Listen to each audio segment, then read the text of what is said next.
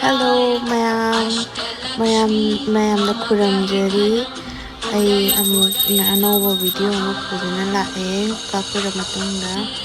ado mayam sidi vlog sidi yam simple oidoini ayuki lai thame thare duluraga skin care amuk tawrani ayuk sidi khara nganmani ai husband ju thabak nganna kabani na maidamakta lunch amuk prepare tawrani tiffin da hapnabagi do ngasidi ma gobi paratha ga chutney ga puninge aduna gobi paratha tawrani ngasidi chutney se khoi tomato chutney oidoini khoi bengali style da thongmado passpron hapaga kaino chini ga morok adugai thum hapaga ngobi da dumai na tawdoini aba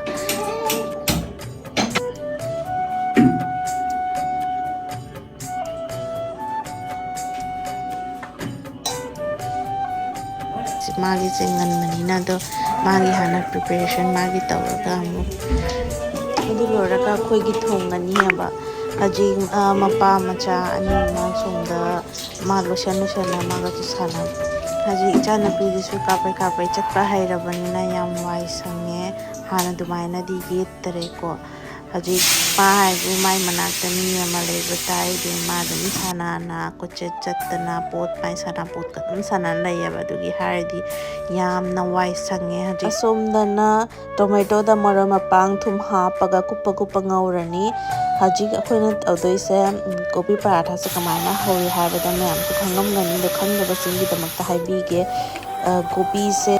fulgobi do oidoini aba fulgobi do chamthoni tilau amaga sing machet amaga adugagi moroga tekpaga asi hapaga chopper hajikani chopper plastic ki aduga hapaga chop tarani leitaba mi singi damakta di grinder leramgani grinder da hapaga jam kupanda bida grind tawdoini aba adugagi ngahak thamo aduga thum hapaga ngahak 5-10 minutes thamaga adugagi mahi thoglakani adu mahi thogla matungda ne aba khoina ata hapchan doise ata hapani ada hapaga phajana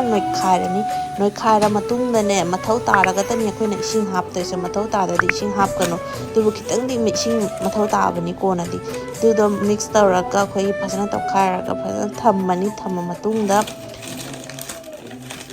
tan hawgo dumaina sem khara lauraga ne kaino matun taraga ta ni ta ga khoi gi season aba jai paratha hawa matam na normal paratha hawa dumai dum hawdoini ko mahau di tonga doini sina alu paratha na mu amani sina mu guri paratha sina amani aba isu adum hawbani try tawra yengu me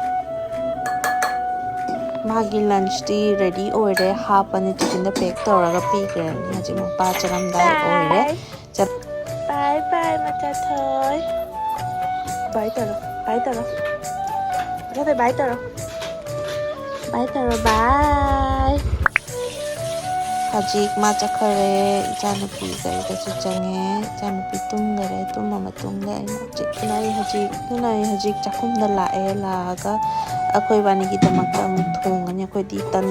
ayukta di chare ko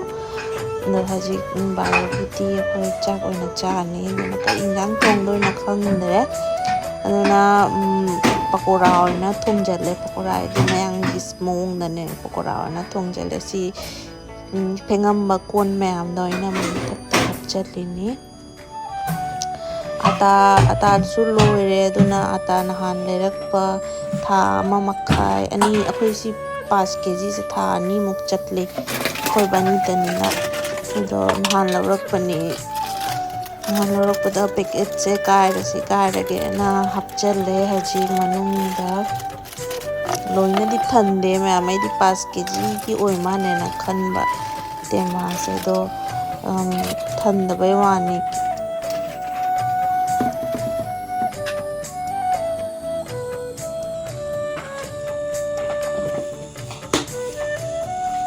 kon se phengba loiba nai de ama lora ama thoklai sine khar leramada amuk phenge haji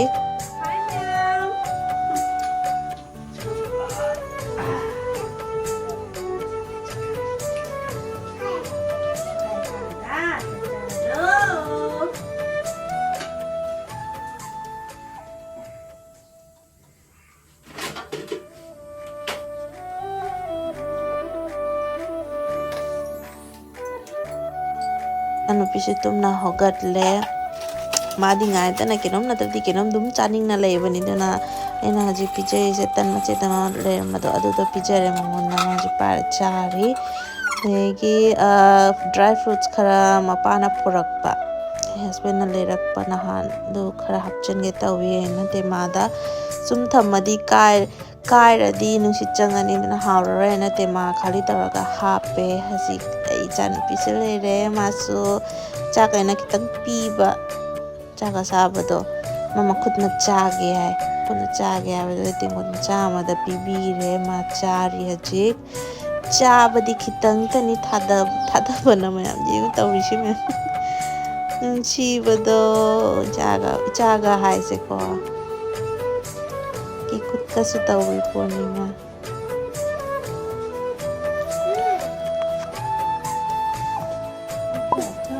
ꯏꯟꯖꯥꯡ ꯑꯃꯨꯛ ꯁꯦꯝꯃꯤ ꯃꯌꯥꯝ ꯀꯩꯅꯣ ꯂꯟꯆꯀꯤ ꯑꯃꯨꯛ ꯊꯣꯡꯉꯒꯦꯅ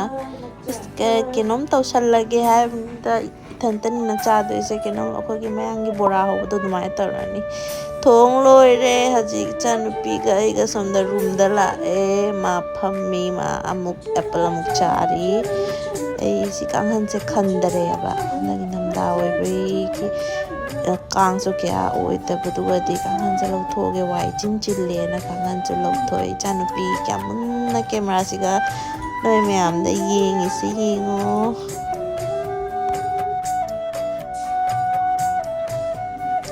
ꯃꯌꯥꯝ ꯌꯨꯝ ꯅꯥꯟꯅ ꯂꯩꯔꯗꯤ ꯊꯃꯣꯏꯁꯨ ꯑꯗꯨꯝ ꯅꯨꯡꯉꯥꯏꯕꯅꯦꯕ ꯃꯣꯠꯅ ꯆꯤꯛꯈꯥꯏꯅ ꯂꯩꯔꯗꯤꯀꯣ ꯑꯁ ꯋꯥꯈꯜꯁꯤꯁꯨ ꯅꯨꯡꯉꯥꯏꯇꯦ ꯀꯣꯛ ꯏꯆꯤꯛ ꯆꯤꯛꯄ ꯑꯗꯨꯃꯥꯏꯅ ꯇꯧꯕꯅꯤ ꯐꯨꯟꯕ ꯑꯗꯨꯃꯥꯏꯅ ꯑꯗꯨꯅ ꯂꯣꯏꯅ ꯊꯨꯞꯅ ꯈꯣꯠꯅ ꯂꯣꯏꯔꯦ ꯏꯆꯥ ꯑꯃ ꯆꯦꯟꯕꯅꯤꯅꯅꯦ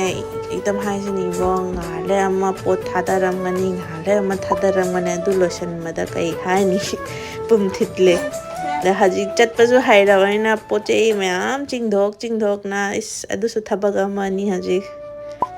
ꯃꯌꯥꯝ ꯍꯧꯖꯤꯛ ꯃꯥ ꯆꯥꯛ ꯄꯤꯖꯔꯒꯦ ꯂꯟꯆ ꯑꯃꯨꯛ ꯄꯤꯖꯔꯒꯦ ꯃꯉꯣꯟꯗ ꯃꯥ ꯂꯣꯏꯔꯒꯅꯤ ꯑꯩꯅ ꯑꯃꯨꯛ ꯆꯥꯗꯣꯏꯁꯦ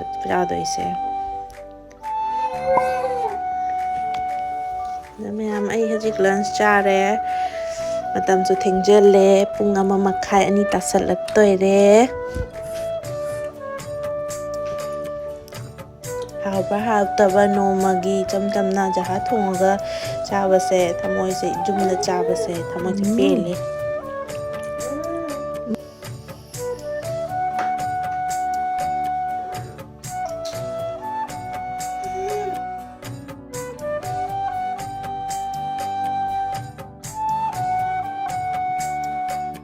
ꯑꯩꯈꯣꯏ ꯆꯠꯂꯝꯗꯥꯏꯒꯤ ꯅꯤꯡꯉꯥꯏꯅꯤꯀꯣ ꯀꯣꯅꯦ ꯎꯞꯄꯁꯤꯀꯣ ꯑꯩꯈꯣꯏ ꯁꯦꯟꯗꯜ ꯎꯞꯄꯁꯤ ꯃꯣꯖꯥꯁꯨ ꯂꯧꯊꯣꯛꯈ꯭ꯔꯕ ꯅꯪꯅ